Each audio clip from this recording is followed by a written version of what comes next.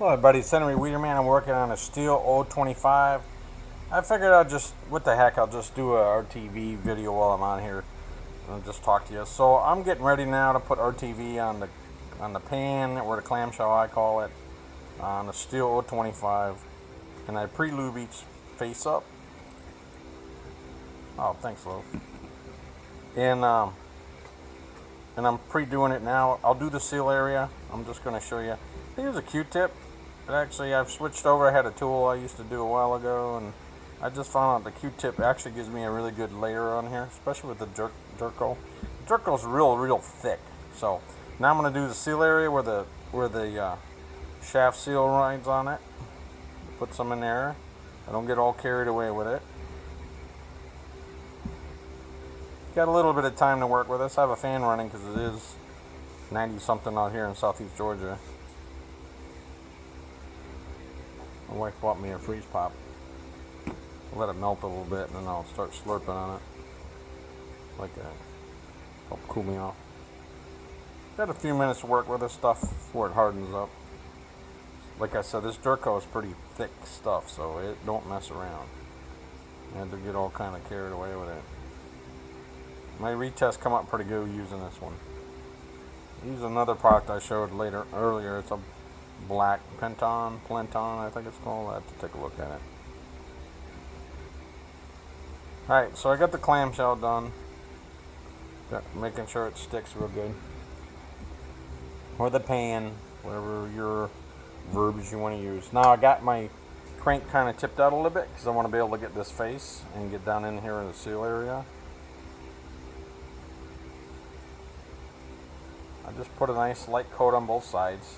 I just want a good seal on this. Use the weight to hold it in place for you. When you clamp down on this one here, I got to put the pan on or the clamshell on, and then I got to set it in the housing. I got the bolts ready. Then I got to bolt it to the housing to the pan. It's quite a pain actually. Husqvarna uses a plastic or some kind of composite pan, and that's their pan or clamshell. I don't like it. I've had several times where the bolt holes where that's protruded through, which have a steel insert, are cracked and leaked around it. No joke. Okay, so now I got the seal area. I can drop it down in there, back down in there, so it's seating properly. Durco's getting a little thick on me. You got to put it on the cap. I always push a lot of Durco up into the cap. If you don't do that when you put the cap back on, then you'll get it doesn't harden right. You got to dig down into it and dig it out. All right, I'm going to pull it back out to the other side. Almost done here. Good little patience with me. This video helps some people that never done this before. Some it may not. Some it don't matter. I'm just trying to help out whoever. So far, I haven't had any negative comments on my work, which I'm happy. I appreciate it. Everybody's got their own way of doing business, and if it's better than mine, then hey, let me know. If it's better than yours, use it. Okay, so I got it. We'll put this Q-tip out of the way. I got a nice fit down in there. Looks good. My seal's down in there. Now the pan, right here. That little thing on your pan, right, or your clamshell, yeah, it goes towards the oiler. That supports the oiler. The oiler comes up into that for the bar, and that will always face your clutch. Okay, faces the clutch. Push your pan on, and there you go. I got a pan and bearing. Okay, now you got to put it into the body.